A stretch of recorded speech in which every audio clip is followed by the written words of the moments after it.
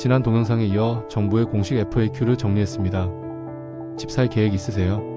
지금 은행 가면 6억 넘는 대출 못 받습니다.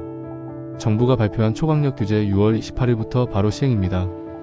집을 사려는 어른이들에게 직접 영향 주는 가계부채 관리 강화 방안, 오늘 영상에서 정부의 공식 FAQ를 기반으로 하나하나 자세히 알려드릴게요. 이번 조치는 단순한 부동산 대책이 아닙니다.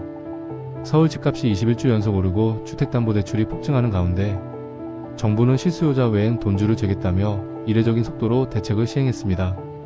이재명 정부 출범 후 첫 부동산 정책 지금부터 시작합니다. 1. 대출 한도 제한 6억 초과 불가. 이제 수도권과 규제 지역에서는 주담대 한도가 무조건 6억 원입니다. 집값이 얼마든 소득이 얼마든 일괄 적용됩니다. 중도금 대출은 예외지만 잔금 대출은 6억 제한을 받습니다. 2. 다주택자 대출 전면 금지.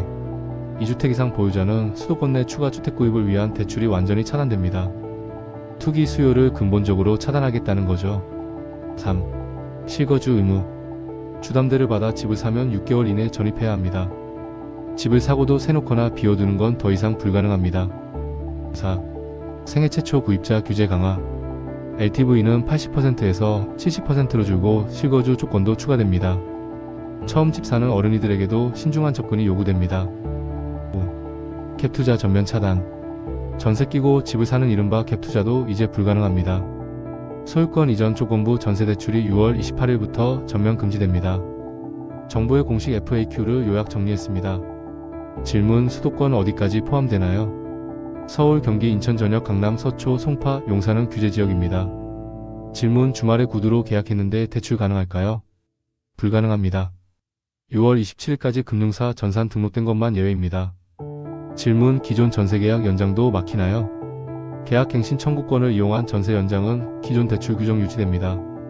질문: 중도금 이주비도 막히나요? 6월 27일까지 입주자 모집 공고가 난 경우만 예외입니다. 질문: 이금융권은 예외인가요? 아닙니다. 은행, 저축은행, 보험사 등 모든 금융사에 동일하게 적용됩니다. 질문: 정책 대출도 줄어드나요? 디딤 돌버팀목 대출 공급 계획 25% 축소됩니다. 이 대책은 단순한 숫자의 문제가 아닙니다. 살 수 있느냐보다 빌릴 수 있느냐가 핵심 변수가 된 시대. 무주택 실수요자는 계획을 미리 세우고 기존 계약자는 전산 등록 여부를 반드시 확인해야 합니다. 또한 청약을 노리는 어른이는 모집 공고의 확인이 생명입니다. 실수요자 배려책도 있으니 금융사와의 충분한 상담이 필요합니다. 그럼 정말 중요한 점, 실수요자 배려 조치는 어떤 게 있을까요? 금융회사들이 여신심사위원회 등 내부 기구를 운영하여 실수요자, 서민, 취약계층의 상황을 고려해 탄력적으로 예외 인정할 수 있도록 유도합니다.